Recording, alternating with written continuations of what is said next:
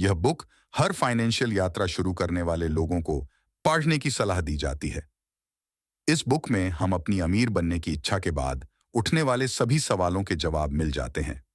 लेखक Robert Kiyosaki द्वारा लिखित रिच डैड पुअर डैड एक ऐसी ही किताब है जो अमीरी की सोच रखने वाले लोगों का मार्गदर्शन करती है।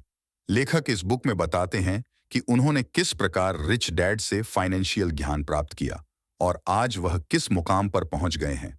लेखक इस बुक में हमारे साथ उस ज्ञान को भी साझा करते हैं जो अमीर लोग अमीर बनने के लिए उपयोग करते हैं। साथ ही हमें यह बताते हैं कि किस प्रकार अमीर लोग फाइनेंशियल ज्ञान को अपनी जरूरत मानकर ग्रहण करते हैं।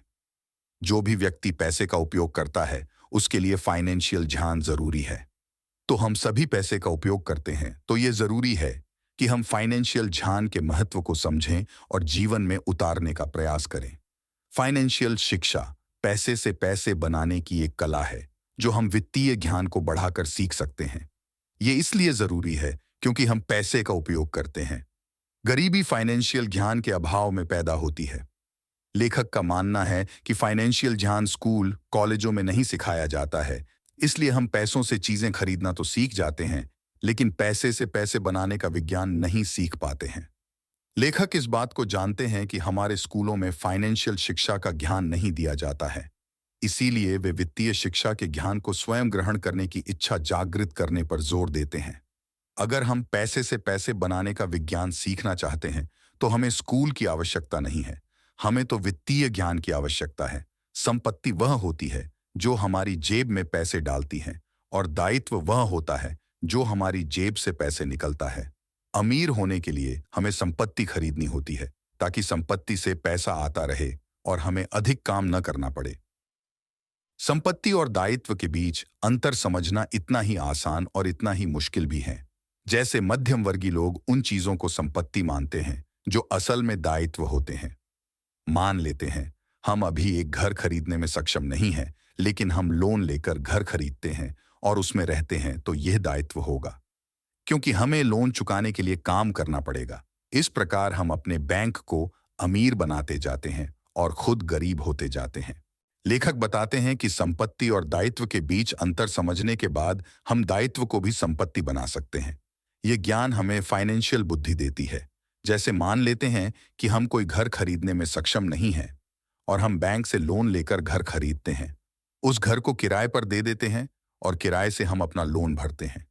इस प्रकार कुछ समय बाद हमारा लोन पूरा हो जाता है और हम एक दायित्व को संपत्ति में परिवर्तित कर देते हैं।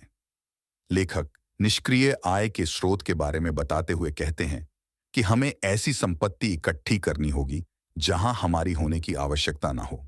जैसे बॉन्ड, स्टॉक, रियल एस्टेट और भी कई निवेश के क्षेत्र हैं जहां हमारी होने की आवश्यकता नहीं होती है। कहते हैं कि नौकरी करने से कोई अमीर नहीं बनता, हमें निवेश के बारे में जानकारी होनी चाहिए। अगर हम सोचते हैं कि दिन रात काम करके अमीर बन सकते हैं तो हम गलत हैं। लेखक का कहना है कि जब तक हम निष्क्रिय आय पर ध्यान नहीं देंगे तब तक हम फाइनेंशियल सफलता प्राप्त नहीं कर सकते। लेखक का कहना है कि हम अगर पैसे के लिए काम कर रहे हैं तो करते रहिए, लेकिन उन पैसों का इस्तेमाल ऐसी संपत्तियों को खरीदने के लिए करें जिसमें हमारी होने की जरूरत ना हो। निवेश के ऐसे कई साधन हैं जिनमें हमें प्रतिदिन काम करने की आवश्यकता नहीं होती है, जैसे बॉन्ड, स्टॉक और रियल एस्टेट जैसे अनेक साधन हैं। इसमें ऐसा भी नहीं है कि हम निवेश करने के बाद इन्हें भूल जाए। इसमें भी समय की आवश्यकता होती है, लेकिन हमारी नौकरी से बहुत कम समय लगता है। लेखक हमें जोखिम के बारे में बताते हुए कहते हैं कि हमेशा निवेश करने से पहले यह जान ले कि इस निवेश के न चलने से कितना जोखिम हो सकता है और क्या हम उतना जोखिम उठा सकते हैं।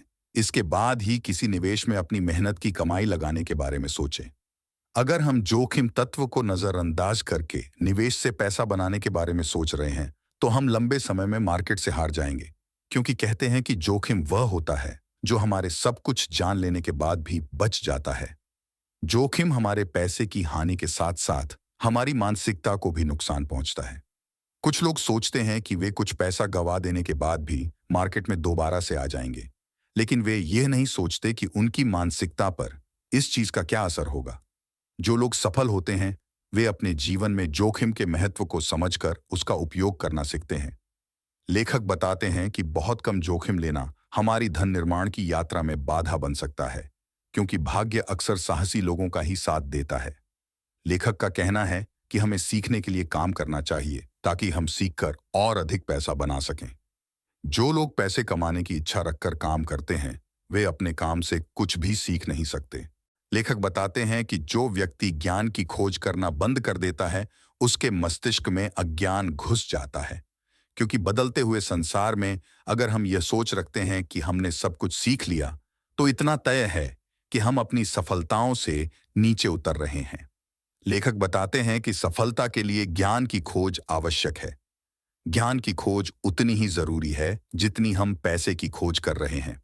आज हमारे सामने सीखने के लिए कई संसाधन उपलब्ध है, जैसे हम ऐसी नौकरियां कर सकते हैं जिनके ज्ञान को हम आगे उपयोग कर सके, किताबें पढ़ सकते हैं, सेमिनार में जा सकते हैं और अपने अनुभव से भी सीख सकते हैं।